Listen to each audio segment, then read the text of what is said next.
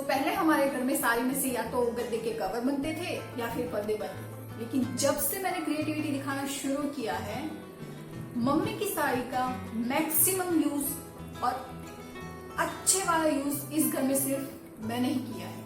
Mummy की साड़ी मेरे लिए एक अपॉर्चुनिटी से कम नहीं, मेरे नए आउटफिट को क्रिएट करने के लिए। जब भी मेरे दिमाग में कोई नए आउटफिट को क्रिएट करने के आइडियाज आते हैं, मैं सीधी दौड़ी चली जाती हूँ अपनी मम्मी के वार्डरोब की तरफ। या फिर मम्मी अगर नई साड़ी लाती है तो वो पहने उससे पहले मेरे दिमाग में आइडियाज आने लगते हैं कि यार इस साड़ी से मैं किस किस और कैसे कैसे आउटफिट को क्रिएट कर सकती हूँ। और लास्ट वीडियो को पोस्ट करने के बाद आई हैव रियलाइज कि यार इट्स अ हाई टाइम मैंने साड़ी में से कुछ क्रिएट किया ही नहीं। और पेंडेमिक के आने के बाद तो जैसे सब कुछ ठप हो गया है, कोई उम्मीद ही नहीं बची थी कि मैं कुछ क्रिएट करूँ, क्योंकि घर से बाहर जाना नहीं था, शादियां हो नहीं रही थी, तो फिर कोई वजह ही नहीं बची थी। बट अब बस मुझसे नहीं रहा जा रहा, आइडियाज कूद कूद कर बाहर आ रहे और कह रहे हैं कि कविता चल कुछ धमाल करते हैं। तो धमाल करें? Uh-oh. What?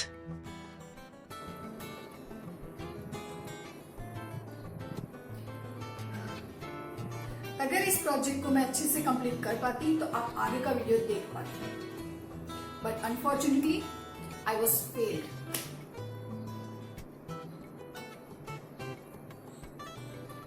लेकिन कमाल तो हम फिर भी कर सकते हैं, और वैसे भी हार कर जीतने वाले को भी तो बाजीगर कहते हैं। तो चलिए बाजीगर बनते हैं, आई मीन सॉल्यूशन ढूंढते हैं। सो हुआ ये कि मेरी मम्मी की एक बहुत ही खूबसूरत सी साड़ी थी, ऑफ कोर्स थी, अब नहीं है क्योंकि उसमें से अब आउटफिट बन चुका है। तो ये है मेरी मम्मी की वो खूबसूरत सी साड़ी जिसमें से करने वाली हूँ मैं डिजास्टर। और उसके बाद और एज यूजुअल उसे देखकर मेरे दिमाग में आइडियाज आने स्टार्ट हो गए। मैंने डिसाइड किया कि इस बार मैं टिपिकल वेस्टर्न गाउन बनाऊंगी। So I wanted to make top part like this and bottom part like this. But I was wrong, क्योंकि ये आइडिया ही गलत था। टिपिकल वेस्टर्न गाउन को ट्रेडिशनल साड़ी के साथ मैच करना जम ही नहीं रहा था। एज यूजुअल मैं हार मानने वाली तो थी नहीं, मेरे लिए नई बात नहीं थी, क्योंकि हर बार मेरे साथ ऐसा ही होता है। मैं बनाने कुछ और बैठती हूँ और बन कुछ और जाता है। सो इस बार भी मेरे साथ यही हुआ, तो इसीलिए मेरे पास बैकअप प्लान भी होते हैं। वो कहते हैं एक दरवाजा अगर बंद हो जाए तो दूसरा अपने आप खुल जाता है, बस हमें अपने दिमाग को खुला रखने की जरूरत है। सो जो मेरा टिपिकल वेस्टर्न गाउन था जो मैंने बनाया था वो ये है। So यही है वो आविष्कार जो मैंने किया था, अनफॉर्चुनेटली। तो अब मैंने उसे रिनोवेट करने का सोचा है, क्योंकि जब तक मैं इस प्रोजेक्ट को कंप्लीट नहीं करूंगी मैं किसी और प्रोजेक्ट पर कॉन्सेंट्रेट नहीं कर पाऊंगी। तो मुझे इस प्रोजेक्ट को हर हाल में कंप्लीट करना ही है। सो मैंने सोचा है कि इस बार इस गाउन में से मैं टिपिकल इंडियन आउटफिट बनाऊंगी। देखो यार, गलती तो होती है, वैसे भी मैं प्रोफेशनल तो हूं नहीं। मैं जो कुछ भी करती हूँ अपने हिसाब से करती हूँ, अपने अंदाज से करती हूँ, तो गलती हो जाती है। तो आपको डरने की या फिर शर्मिंदा होने की जरूरत नहीं है। इंसान सीखते सीखते ही सीखता है, गलतियां करते करते ही सीखता है। तो हाँ, मैंने भी यही किया है और यही करती आ रही हूँ। तो जब भी आप कोई ऐसी सिचुएशन में आ जाते हैं तो आपको पैनिक नहीं होना है, दिमाग को शांत रखिए या फिर कुछ टाइम का ब्रेक ले लीजिए, सोचिए, आपको कोई ना कोई आइडिया तो मिल ही जाएगा जैसे मुझे मिला है। ओके, तो हम ज्यादा डीप में नहीं जाएंगे, हम बस यही देखेंगे कि एक आउटफिट में से दूसरे आउटफिट को किस तरीके से क्रिएट कर सकते हैं, मैंने किस तरीके से उसे क्रिएट किया है। और क्योंकि पिछला प्रोजेक्ट फेड हुआ था तो उससे रिलेटेड कुछ भी दिखाना मतलब ही नहीं बनता। फिर भी मैं आपको पैटर्न जरूर शेयर कर दूंगी, क्योंकि शायद आपके वो कुछ काम आ जाए, और जो कुछ चेंजेस करने हैं वो उस पैटर्न को दिखाते वक्त मैं आपको जरूर बता दूंगी। सो यही है वो पैटर्न। आपको सिर्फ टॉप की लेंथ को ही मैनेज करना है according to your waistline. So I am size small. मैं जब भी मिंत्रा से कुछ आउटफिट ऑर्डर करती हूँ तो वो साइज स्मॉल ही होता है। और फ्रंट साइज टॉप में आपको सिर्फ डार्ट को ही बदलना है। फ्रंट पोजीशन से हटाकर आपको इसे साइड में लेना है, कुछ इस तरीके से।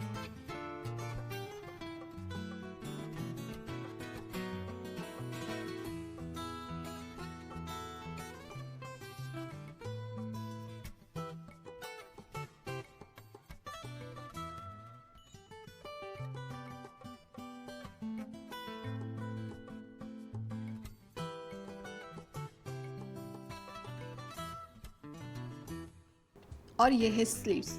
मैंने उसे स्लैश और स्प्रेड की मेथड से कुछ इस तरीके से बनाया है। तो चलिए अब ज्यादा टाइम वेस्ट नहीं करते हैं और देखते हैं कि मैंने अपनी मम्मी की साड़ी में से जो कुछ बनाया था, फिर उसमें से जो कुछ बनाया उसे जाकर देखते हैं। सो मैंने जिप को रिमूव कर लिया है और उसे संभाल कर रख दिया है, शायद किसी और प्रोजेक्ट में काम आ जाए। अब मैं अपने गाउन के तीनों पार्ट्स को अलग कर लूंगी। वैसे मैं अनस्टिच कर सकती हूँ, बट मेरे पास बिल्कुल भी टाइम नहीं, तो इसीलिए मैं उसे कट करूंगी। Cut cut cut cut cut and you are done.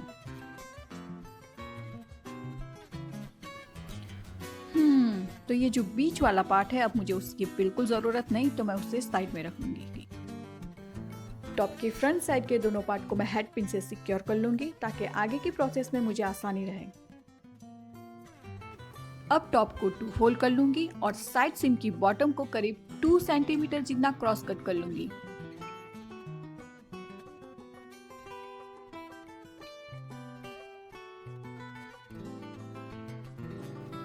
क्योंकि मैंने जिप को रिमूव कर लिया है, तो मैं बैक साइड के दोनों पार्ट को हेड पिन से फिलहाल इस तरीके से सिक्योर कर लूंगी और बाद में उसे स्टिच कर लूंगी।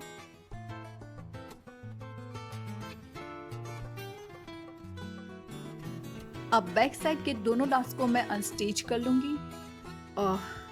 ये अनस्टिच करने का काम बहुत ही बोरिंग है, but I have to do. So finally मैं बैक साइड की दोनों पार्ट को स्टिच करके कनेक्ट कर लूंगी।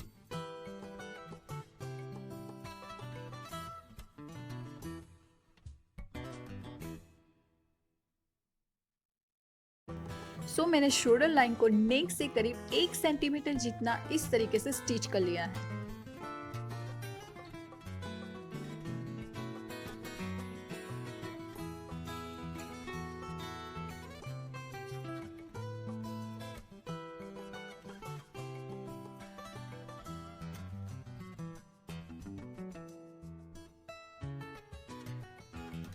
तो फ्रंट के दोनों पार्ट्स को मैं बॉटम में स्टिच करके कनेक्ट कर लूंगी।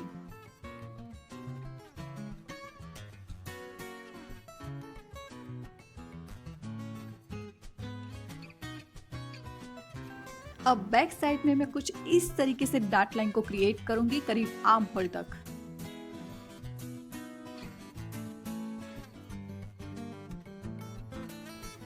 मुझे बैक साइड में कॉर्सेट स्टेप जैसा लुक चाहिए, तो इसीलिए मैंने कुछ लुक्स को क्रिएट कर लिया है और उसे मैं डार्ट्स की लाइन पर प्लेस कर दूंगी।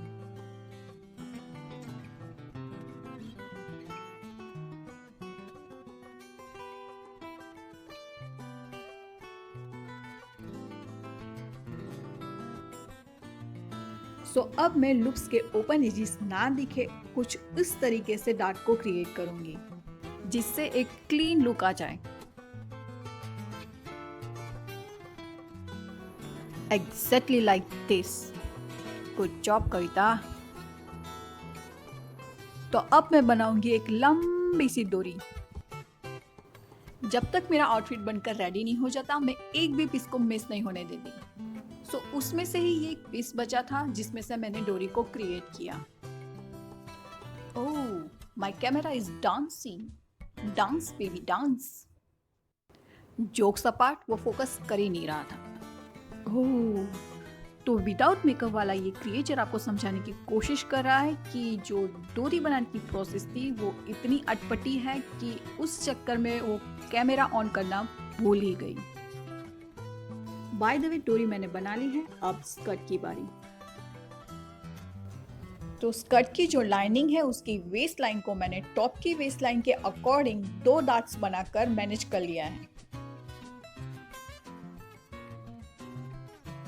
और स्कर्ट के साड़ी वाले पार्ट के टॉप पर मैंने लूज स्टिच लगा ली है और धागे को खींचकर मैंने अच्छे से गैदर बना लिए हैं। वेल, ये काम भी बड़ा बोरिंग है।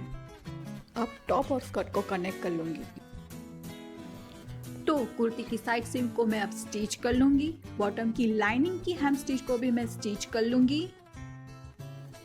अब बारी है मोस्ट एक्साइटिंग पार्ट की, डोरी को लूप में इंसर्ट करने की। चलो, कुछ तो मजेदार आया। फाइनली अब मैं चैन की नींद सोऊंगी। इस प्रोजेक्ट ने मेरी नींद उड़ा कर रख दी थी। एंड ऑफ कोर्स टैसल लगाना मैं कैसे भूल सकती हूँ।